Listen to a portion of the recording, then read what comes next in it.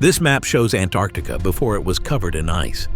But Antarctica appears repeatedly on these much older maps. This island, now underwater, appears on a 500-year-old chart, drawn with impossible precision. This conversation between Joe Rogan and Graham Hancock changes everything we thought we knew about ancient civilizations.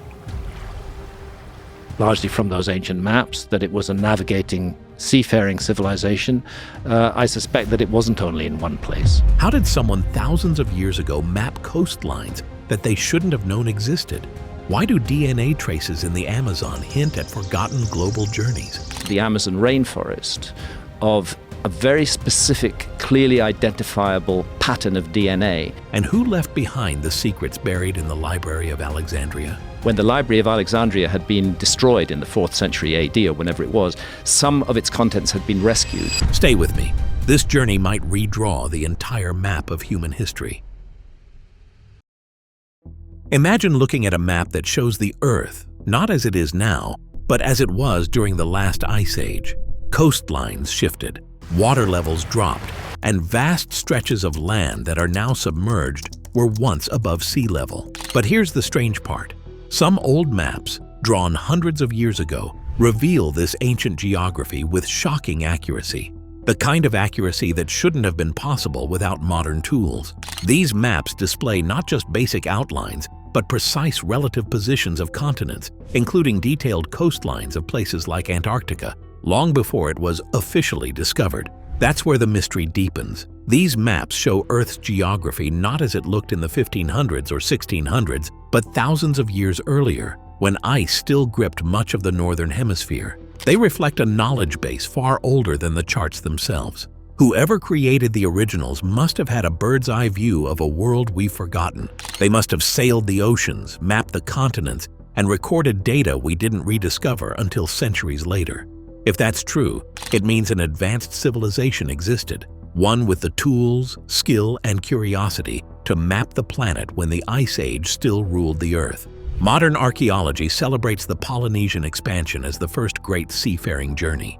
Around 3,000 to 3,500 years ago, these explorers crossed thousands of kilometers in open ocean with astonishing precision. And those Polynesians were amazing ocean navigators. They could cross distances of thousands of kilometers. They discovered and settled remote islands like Easter Island, tiny specks of land surrounded by endless sea. Finding Easter Island wasn't luck. It was navigation skill at the highest level. But Graham Hancock isn't convinced that this was humanity's first long-distance voyage. He points out a glaring gap in the timeline. The Polynesians set sail a few thousand years ago, yet the Ice Age ended nearly 13,000 years ago. That's a 10,000-year difference. So what if someone was already out there, mapping the oceans, discovering distant lands, long before the Polynesians? What if the Polynesians weren't the pioneers, but the inheritors of a forgotten tradition? This isn't about discrediting their achievements. It's about daring to ask, were they really the first, or just the first we remember? In the heart of the Amazon, scientists stumbled upon a genetic clue no one expected. Deep within isolated tribes, DNA markers appeared. Markers strangely similar to those found in populations from distant parts of the world, including Australasia. This wasn't supposed to be there. According to accepted history, these groups were never in contact. So how did their genes travel across oceans and continents? Hancock sees this as more than a coincidence. He believes it's a remnant of ancient global journeys, voyages that happened long before textbooks say they could have. The Amazon rainforest of a very specific, clearly identifiable pattern of DNA. If DNA can drift across time and space like this, maybe so could the people who carried it. Could it point to a forgotten era of seafaring explorers, whose stories were lost but whose genes remain?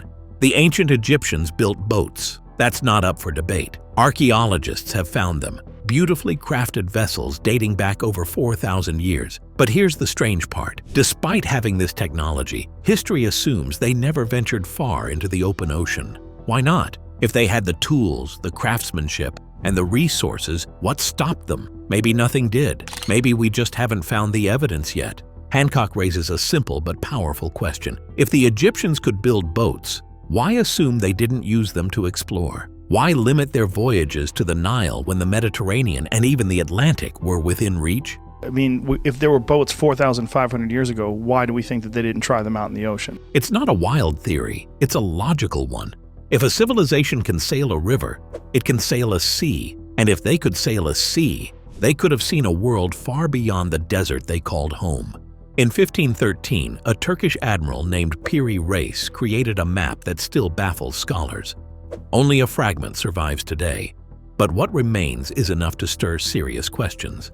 It shows parts of South America, Africa, and most puzzling of all, what looks like Antarctica, free of ice. But Reis didn't claim to discover this information himself. He wrote directly on the map that he compiled it using more than 100 older source maps. Some of those, he said, came from the fabled Library of Alexandria, the ancient world's greatest collection of knowledge. That means the data on the Piri Reis map may have originated thousands of years before his time.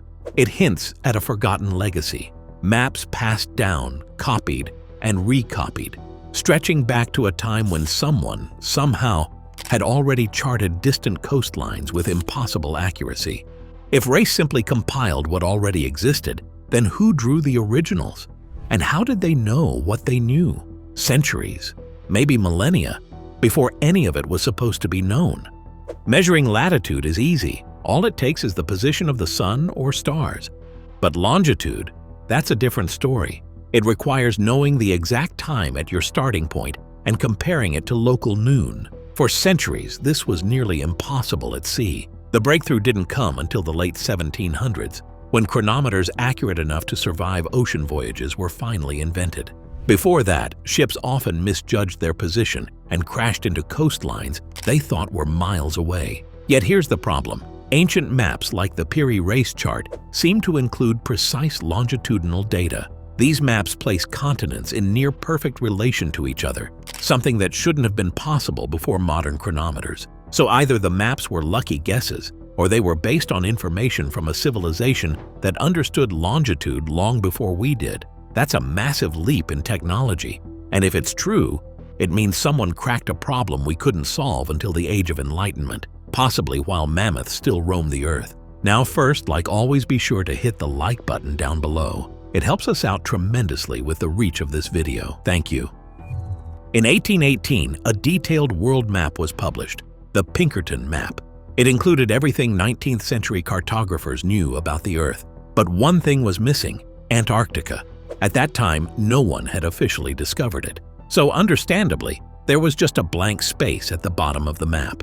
Here's where it gets strange. Older maps, much older ones, do show Antarctica, and not just as a vague shape. They show it in the correct position. They show it larger and without its modern ice sheet. In other words, they show Antarctica as it likely appeared during the last ice age. This isn't just an odd artistic choice. It's a historical contradiction. If Antarctica was unknown in 1818, how could it appear on maps from centuries before? The reason that Antarctica is not there is that our civilization hadn't discovered Antarctica in 1818. And how could those maps reflect Ice Age geography with such confidence? The only explanation Hancock entertains is unsettling. Someone saw Antarctica long before us, not through satellite images, but by sailing there, when its coastlines were still bare rock, not buried under ice.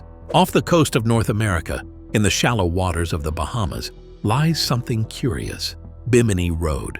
It's a line of massive, flat stones stretching underwater, almost like a paved path or a collapsed wall. Divers have debated for decades whether it's natural or man-made. But here's what makes it more mysterious.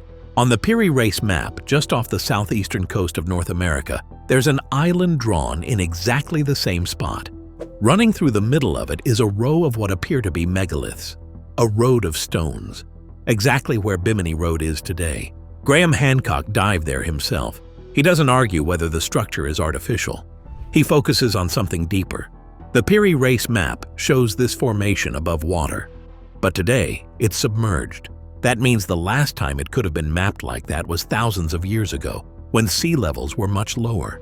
Whether nature made the stones or not, someone saw them on dry land, and someone thought they were important enough to put on a map. That detail, above all, may be the biggest clue of all. that an ancient mariner once passed through here and marked what they saw. When you connect all the pieces, the maps, the DNA, the sunken structures, it forms a picture that's hard to ignore. These weren't random coincidences or artistic guesses.